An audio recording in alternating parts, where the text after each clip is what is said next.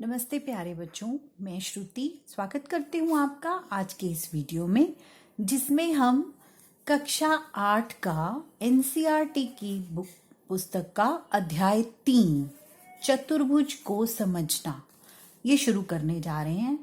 इसके भाग 1 में आज हम पढ़ेंगे बहुभुज के बारे में। चतुर्भुज क्या है? 4 भुजाओं वाली आकृति। 4 भुजाओं वाली आकृति है तो वो क्या है? चतुर्भुज। हमें चतुर्भुज के बारे में पढ़ने से पहले बहुभुज, बहु मतलब बहुत सारी भुजाएं, 2 से अधिक भुजाएं, 2 से अधिक भुजाओं वाली बंद आकृति को हम कहते हैं बहुभुज। 2 से अधिक भुजाओं वाली आकृति यानी 3 भुजाओं वाली त्रिभुज, 4 भुजाओं वाली चतुर्भुज, 5 भुजाओं वाली पंचभुज। तो आज हम बहुभुज के बारे में अगर कुछ ज्ञान लेंगे तो हमें उसके आगे चतुर्भुज को समझना आसान हो जाएगा। क्या है बहुभुज? केवल रेखाखंडों से बना सरल बंद वक्र बहुभुज कहलाता है। केवल भुजाओं से बनी हुई बंद आकृति को हम क्या कहते हैं? बहुभुज। आप देखें, हमारे पास कुछ चित्र बने हुए हैं। इस चित्र में 1, 2, 3, 4 ये चारों हैं इस चित्र की भुजाएं, और ये कैसी आकृति है? बंद। इसीलिए ये क्या है? एक बहुभुज। इस आकृति की तरफ भी देखें, ये भी केवल रेखाखंडों से मिलके बनी है। कितने? 4 रेखाखंडों से मिलके बनी है। और कैसी है? बंद। इसीलिए ये भी क्या है? एक बहुभुज। यह आकृति 1, 2, 3, 4, 5 भुजाओं से, 2 से अधिक भुजाओं से बनी बंद आकृति, केवल रेखाखंडों से बनी बंद आकृति, ये भी क्या है? एक बहुभुज। किसी भी बहुभुज की रेखाखंड जो हैं उसकी भुजाएं कहलाती हैं। और जहां 2 रेखाखंड आपस में मिलते हैं, देखिए यहां इस बिंदु पर 2 रेखाखंड आपस में मिल रहे हैं, इसीलिए यह रेखाखंड, यह बिंदु क्या कहला रहा है? शीर्ष। इस बिंदु को हम कहेंगे कि ये क्या है? शीर्ष। इस चित्र में 2 रेखाखंड आपस में एक बिंदु पर मिल रहे हैं, इसलिए ये क्या है? शीर्ष। इस आकृति में कितने शीर्ष हैं? 1, 2, 3, 4 शीर्ष हैं इस आकृति में। और इस आकृति में भुजाएं कौन सी हैं? ये रेखाएं 1, 2, 3, 4 रेखाएं भी कितनी हैं? 4। परंतु अगर आप इस आकृति को देखें, इस आकृति को, तो इसमें रेखाएं कितनी हैं? 1, 2, 3, 4, 5 ये रेखाएं क्या हैं? इसकी भुजाएं। और शीर्ष 1, 2, 3, 4, 5 इस आकृति में 5 ही भुजाएं हैं और 5 ही शीर्ष है। अब ध्यान देने की बात है कि इन शीर्ष के साथ इस भुजा और इस भुजा से मिलकर ये क्या बना है? शीर्ष। इन 5 शीर्षों में ये तो भुजाएं हैं, इस शीर्ष के साथ ये तो भुजाएं हैं। परंतु अगर मैं एक रेखाखंड इसके साथ मिला दूं, जो शीर्ष इस शीर्ष के संगत नहीं है, सामने वाला शीर्ष है। अगर ये शीर्ष A है, ये B है, ये C है, ये D है और ये E है, अगर मैं इसके नाम इस तरह से रख देती हूं तो AB कैसे शीर्ष है? संगत शीर्ष है। संगत मतलब साथ, और ये बनाते हैं किसी आकृति की भुजा। लेकिन ये भी शीर्ष है, लेकिन ये संगत शीर्ष A का संगत शीर्ष नहीं है। अगर मैं इस शीर्ष को मिला दूं ए से तो यह रेखा कहलाएगी इस आकृति का विकर्ण। ए और सी इस आकृति का क्या है? विकर्ण। ये विकर्ण क्यों है? क्योंकि ये साथ वाले शीर्षों के साथ ना मिलकर सामने दूसरे शीर्ष से मिल रहा है, विकर्ण। तो इस हिसाब से ए सी क्या है? एक विकर्ण। और अगर मैं इसी तरह मिला दूं डी को ए से तो ए डी भी क्या है? विकर्ण।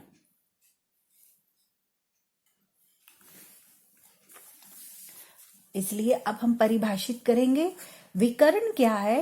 किसी बहुभुज के दो शीर्षों को जो आसन न हो मिलाने से प्राप्त रेखाखंड विकर्ण कहलाता है। इसे हम कुछ और आकृतियों से, दो आकृतियों से समझने का प्रयास करेंगे। इस आकृति में देखिए, यह बहुभुज है P Q R S. P Q R S एक बहुभुज है। क्यों? क्योंकि वह रेखाखंडों से बनी बंद आकृति है। इसमें पी क्यू आर और एस इस बहुभुज के शीर्ष हैं। P Q, Q R S और एस पी, यह इस आकृति की भुजाएं हैं। परंतु आप देखें, इसमें एक रेखाखंड P को R से मिलाया हुआ है और Q को S से। ये संगत शीर्ष नहीं है। P और R संगत शीर्ष नहीं है, आसन शीर्ष नहीं है। इनको मिलाने से क्या बना? विकर्ण। अतः P और PR क्या है? विकर्ण। और QS भी क्या है? विकर्ण। इसी तरह इस आकृति में आप देखें A, B, C, D, E, A, B, C, D, E, ये नीले रंग से बनी आकृति क्या है? एक बहुभुज है। लेकिन इसमें A को C से मिलाया हुआ है, A को D से मिलाया हुआ है। ये आसन शीर्ष नहीं है, इसीलिए AC, AD इस आकृति के क्या हैं? विकर्ण। इसमें कुछ और विकर्ण भी हैं। BD, BE, EC इस आकृति में कुल कितने विकर्ण हैं? 5। इस आकृति में 2 विकर्ण हैं, इस आकृति में 5 विकर्ण हैं। कौन कौन से? AC, AD, BD, BE, EC। बच्चों, अब हम समझने का प्रयास करेंगे कि अभ्यंतर और बहिर्भाग क्या है। हम पहले छोटी कक्षाओं में पढ़ चुके हैं। अभ्यंतर यानी अंदर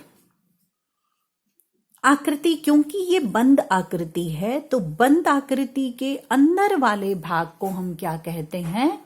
अभ्यंतर। इस चित्र में भी देखिए, इस आकृति में अंदर वाले बहुभुज के अंदर वाला भाग अभ्यंतर है जो पीले रंग से छायांकित है, और इसके बाहर वाले हिस्से को जो पर्पल कलर से दिखाया हुआ है, ये है इसका बहिर्भाग।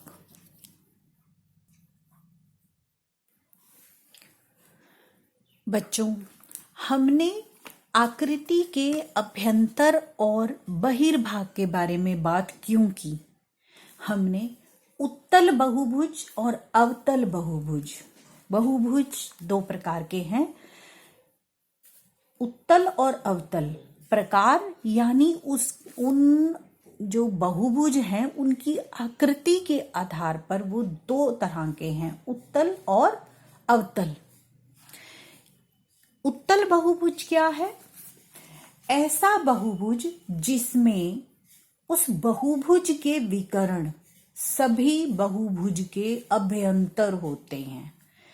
इस आकृति में चतुर्भुज ए बी सी डी, जो कि एक बहुभुज है, इसका पीला भाग अभ्यंतर से दिखाया गया है और पिंक भाग बहिर्भाग से दिखाया गया है।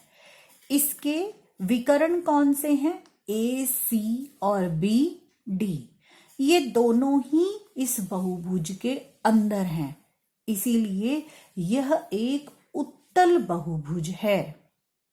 किसी भी बहुभुज के विकर्ण अगर बहुभुज के अंदर हो तो वह क्या कहलाता है? उत्तल बहुभुज कहलाता है। अब आप कहोगे अवतल बहुभुज, तो अवतल क्या है?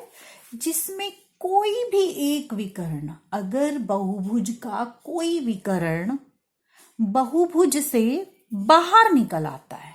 बाहर कैसे निकल रहा है? इस आकृति में देखिए, जो ए बी सी डी एक बहुभुज है। यह एक बहुभुज है जो पीले रंग से दिखाया गया है,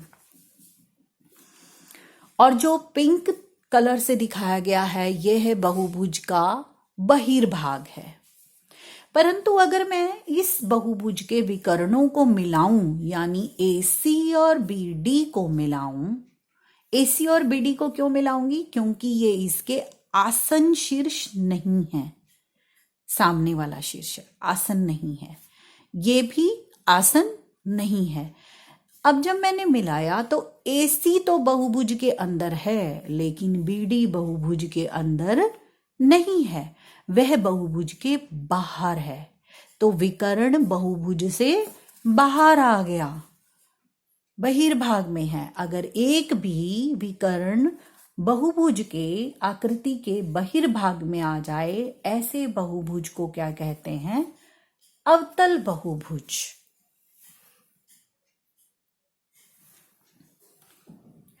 बच्चों, अगला हमारा टॉपिक है कि ये समबहुभुज और विषम बहुभुज क्या है। समबहुभुज ऐसा बहुभुज जिसकी सभी भुजाओं और सभी कोणों का माप एक बराबर हो, ऐसा बहुभुज कहलाता है समबहुभुज। हमें पता है कि जो वर्ग है, वर्ग की सभी भुजाएं बराबर होती हैं और सभी कोण भी बराबर होते हैं, इसीलिए वर्ग कैसा बहुभुज है? समबहुभुज। इसी तरह समपंचभुज, समषट्भुज, समअष्टभुज, ये कैसी आकृतियां हैं, कैसे बहुभुज हैं? जिनकी सभी भुजाएं और सभी कोण बराबर हों। लेकिन ऐसा बहुभुज जिसमें भुजाओं का माप या फिर कोणों का माप एक में भी गड़बड़ हो गई, गड़बड़ हो गई मतलब कोई एक भी बराबर ना हुए, जैसे कि आयत। आयत में चारों कोण तो बराबर होते हैं, लेकिन भुजाएं चारों बराबर नहीं होती। आमने सामने की भुजाएं बराबर होती हैं, चारों बराबर नहीं होती। इसलिए आयत एक समबहुभुज नहीं है, आयत एक विषम बहुभुज है। बच्चों, वीडियो के अंत में मैं आपके पास बारी बारी से सभी पेजेस जो मैंने बहुभुज के बारे में बताया है उनकी डेफिनेशंस को लिखा हुआ दिखा रही हूँ, वो आप क्लिक कर सकते हो और आप अपने पास नोट डाउन रख सकते हो। ये है पहला पेज,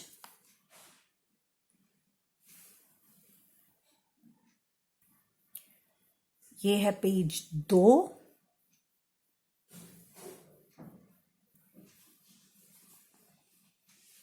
और ये है पेज 3। ये कुछ अच्छी जानकारी थी बहुभुज के बारे में जो मैंने आपसे शेयर की। अगर आपको पसंद आया तो मुझे उत्साहित करने के लिए लाइक, शेयर और सब्सक्राइब जरूर करें। धन्यवाद।